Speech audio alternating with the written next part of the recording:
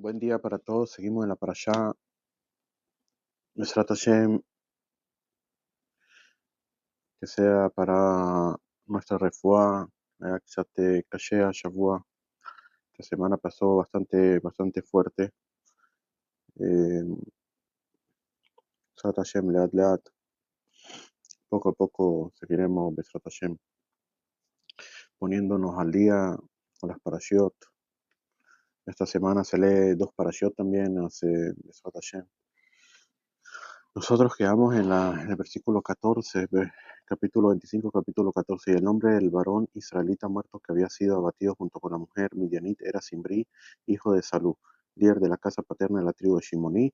Y el nombre de la mujer midianita abatida era Cosbi, hija de Tzur. Hay que saber primero que todo que este no es el verdadero nombre de Simri ben Salú. El nombre de él es Shaul.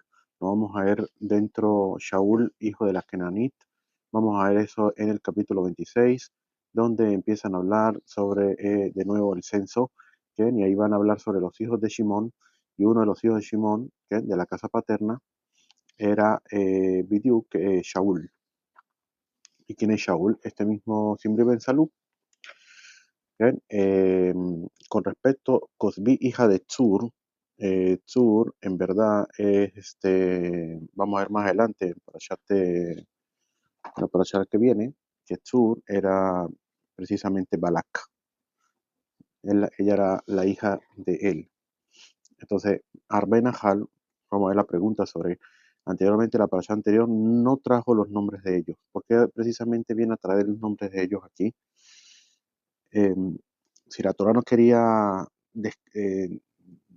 decir los nombres de ellos, pues un principio no lo dice, como lo dice un principio. Pero si lo viene a decir, pues que lo diga de un principio, ¿sí?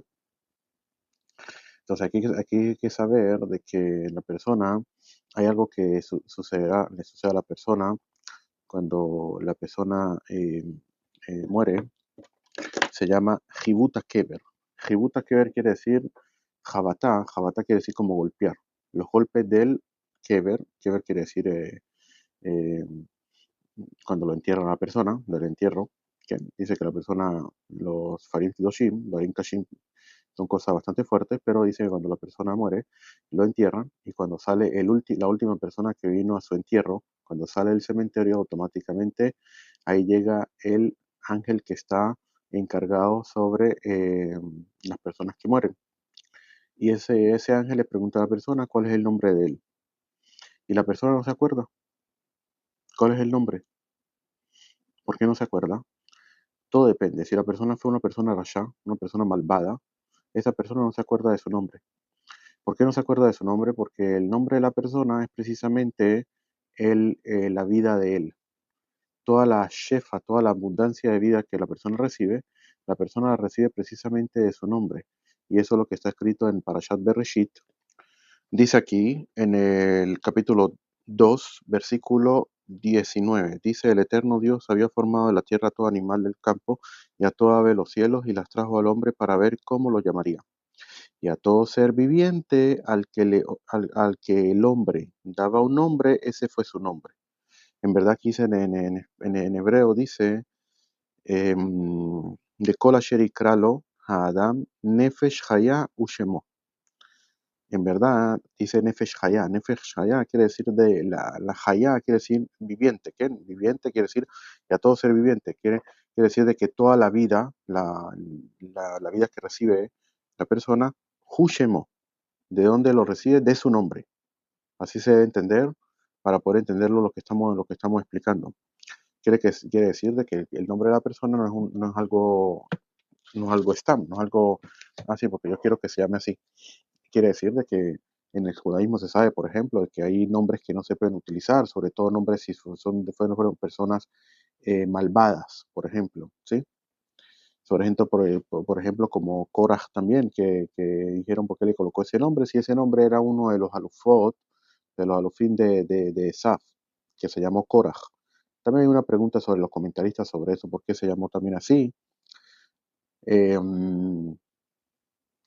Hubieron rabinos que se llamaron Ismael, Ahora, la cosa es si se colocaron el nombre por el hijo de Abraham, Ismael, o no, simplemente por el significado de que Ismael en hebreo sería y escuchará a Hashem, Ismael, en futuro. Por eso Ismael se llama Ismael, en futuro, porque dice que van a ser como hoy en día, ya eso empezó, van a ser tantos problemas a Israel que a la final va a Israel, de los problemas, tantos problemas que ellos le van a hacer, los árabes van a hacer a Israel, van a hacer plegarias y va a escuchar a Hashem. Por eso se llama Ismael, va a escuchar a Hashem, quiere decir, es el Maut de su nombre, ¿sí? De por qué él se llama así, de a través de lo que va a suceder, no en un futuro, ya estamos hoy en día, vemos todos los problemas que hacen los descendientes de Ismael a Israel, y de los tantos problemas cuando ya vemos que no hay otra salida, sino hacer plegaria a Hashem. Entonces escuchará Hashem nuestras plegarias, Besrat Hashem, y nos va a salvar del- de la opresión de Ismael. Entonces también cuando la persona es una persona malvada, no se acuerda de su nombre. Por lo tanto, este ángel le pega, preguntándole el nombre, pero él no se acuerda. Mientras que la persona que sí fue una persona justa, cumplió lo que tenía que cumplir, esa persona al revés, recibe más y más y más hayut, ¿qué? Vida y abundancia a través de su nombre, porque el nombre de la persona es como decir Sinorot. Sinorot quiere decir conductos por las cuales Hashem le manda a la persona vida y todo lo que él necesite, ¿sí? Todo lo que quiere decir vida en un contexto más grande, ¿sí? Eso es lo que dijeron los sabios en el Tratado de Brajot, de que los Rashaim, los malvados, en sus vidas son muertos. Son muertos. ¿Por qué? Porque no tienen vida, en verdad. Son muertos porque no tienen vida. No reciben ninguna abundancia. Entonces bien, son como muertos. Incluso que se muevan y todo lo demás, pero no tienen nada. De todas maneras, lo que sucede es cuando la persona, a ese malvado se le hace tikkun, se le hace corrección. ¿Cómo se le puede hacer corrección? Hasta la Torah dijo que al malvado hay que sacarlo a la muerte. Hay 4 tipos de muertes que había cuando había el Sanedrín, que sacaron a la persona a la muerte. Y ese tipo de muerte era el principio de la corrección de la persona de todo lo que había hecho. ¿Sí? Cuando lo sacaban a muerte, le decían que hiciera teshuvá, que se arrepintiera, que su muerte era para su expiación. Entonces ese moría con teshuvá.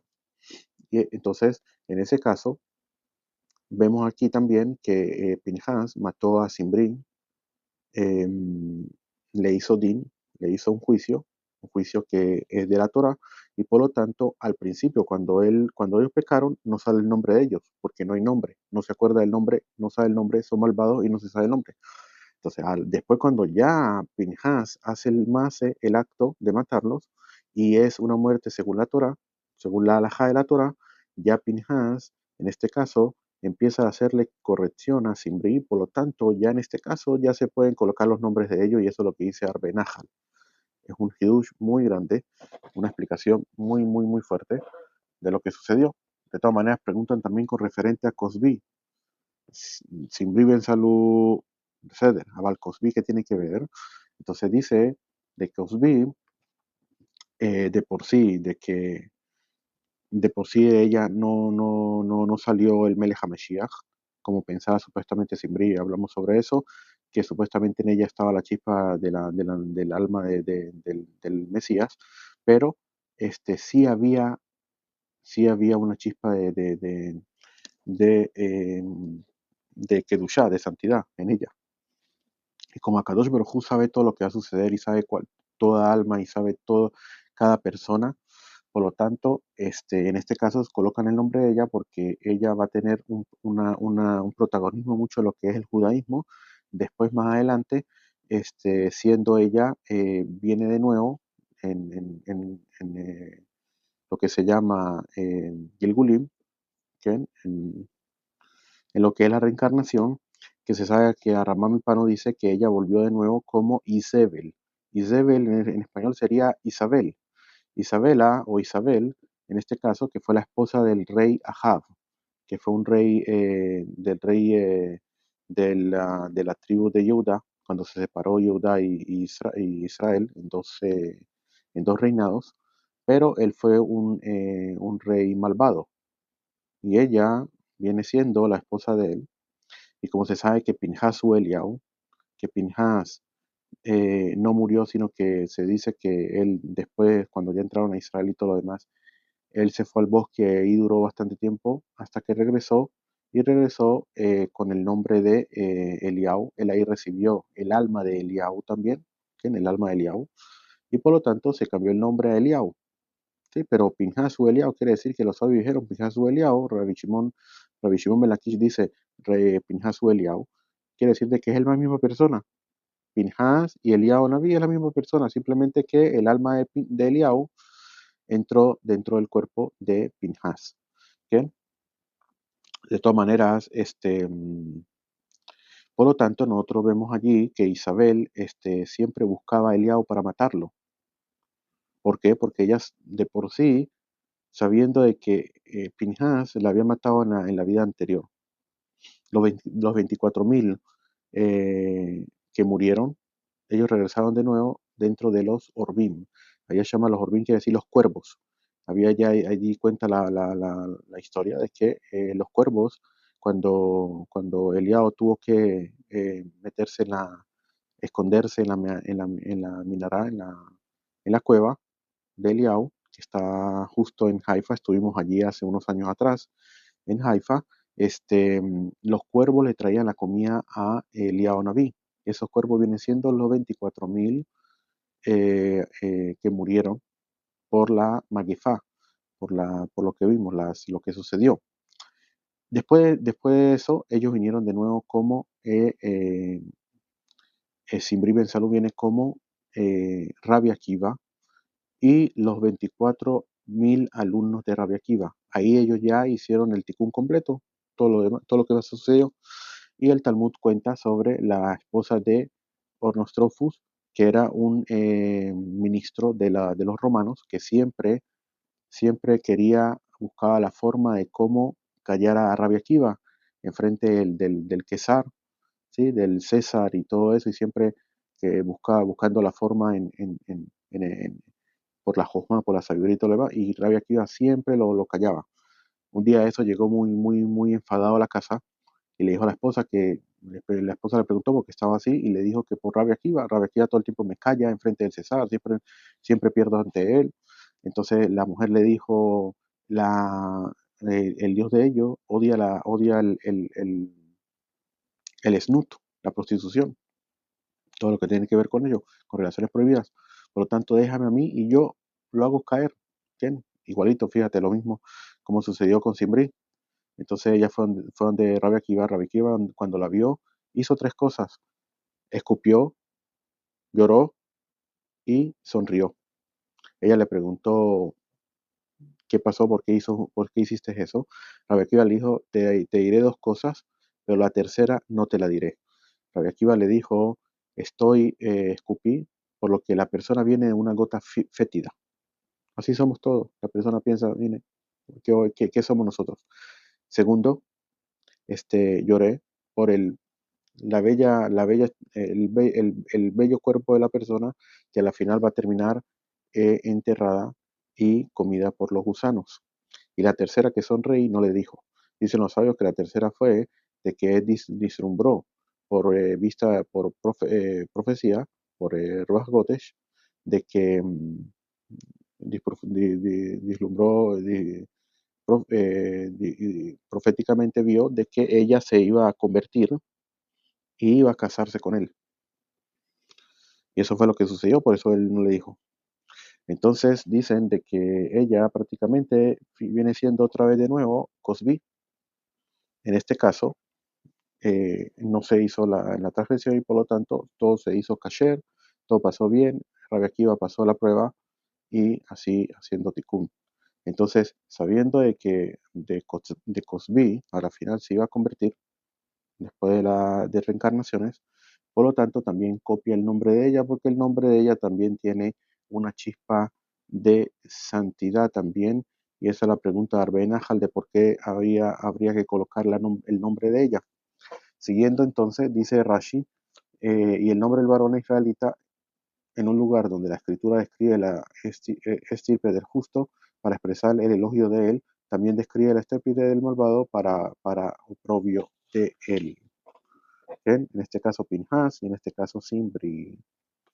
El Midrash agrega que de igual modo que se dedica a elogiar a los justos difundiendo su fama en el mundo, así también se dedica a denigrar a los malvados difundiendo su mala fama en el mundo. Por eso difundió elogiosamente el buen nombre de Pinhas, pero difundió en forma despreciativa el mal nombre de Simbri.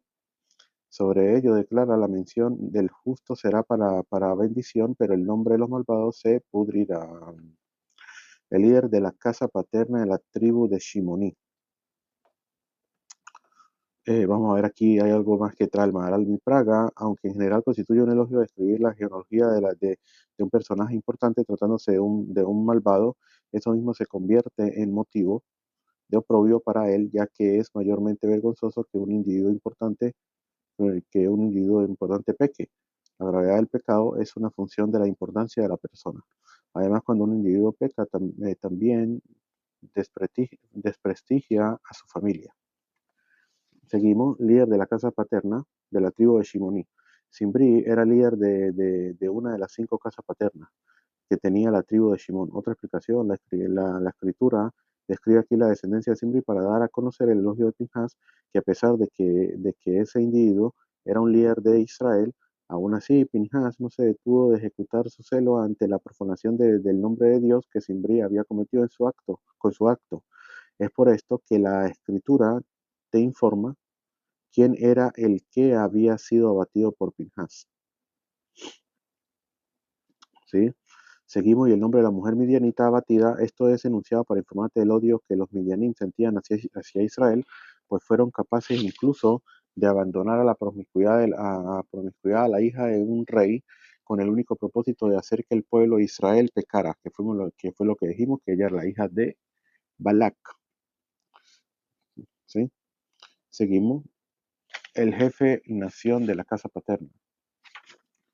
El jefe de nación, él era uno de los 5 reyes del pueblo de Midian, como se declara Evi, Requén, Zur, etc. Y de hecho, el Zur era el más importante de todo, puesto que aquí se declara que era jefe de nación, pero debido a que se comportó con vileza consigo mismo al abandonar el libertinaje de su propia hija, en ese versículo la Torah lo reseñó en el tercer lugar de la lista. ¿Bien? Dice aquí, jefe de la nación, dicha exclusivamente respecto a Zur, implica que él era el rey más destacado de todos. Siendo así, según su rango, le correspondía ser listado en primer lugar. No sería congruente, entonces, que la Torá lo nombrase en tercer lugar, a menos que se asuma que lo hizo para enfatizar que era denigración originalmente procedió de él. Y dice, el Maharal apunta que la Torá lo listó en medio de los demás, en vez de hacerlo en último lugar, para que no se pensase que la lista tenía un orden de importancia ascendente. Seguimos. Aquí vamos a entrar, vamos a ver casa paterna en Midian. La casa paterna en Midian tenía 5 casas paternas, como se declara, y los hijos de Midian fueron Efa, Efer, Hanoch, Abidá y Eldaa. Y Zur era el rey de una de ellas. El Eterno habló a Moshe para decir, hostiguen a los midianim y atáquenlos. Hostiguen quiere decir, dice Rashi, también recordar o guardar. Expresa una acción presente continua como diciendo sobre usted recae la obligación de actuar constantemente hacia ellos como enemigos. Hostiguen a los midianim y atáquenlos, pues ellos han hostigado a ustedes con sus ardides que tramaron contra ustedes en el asunto de Peor y en el asunto de Cosbi, hija de un líder de Midian, hermana de ellos, que fue abatida el día de la plaga por el asunto de Peor. Dice Rashi, en el sentido de que ellos abandonaron a sus hijas a la promiscuidad como el único propósito de hacerlos errar tras el ídolo de Peor. Dios ordenó a Israel atacar a los midianim, pero no ordenó destruir a los moabim, porque en el futuro Ruth saldría de ellos, como declaró el tratado del talmúdico de Baba Kama. Ahí mismo el Talmud dice que la nación de Amón, hermana de Moab, saldría otra mujer virtuosa, nada más, que llegó a ser la esposa del rey Shelomón, el rey Salomón. Capítulo 26. Con esto llegamos al capítulo Besrat Hashem. Seguiremos Besrat Hashem.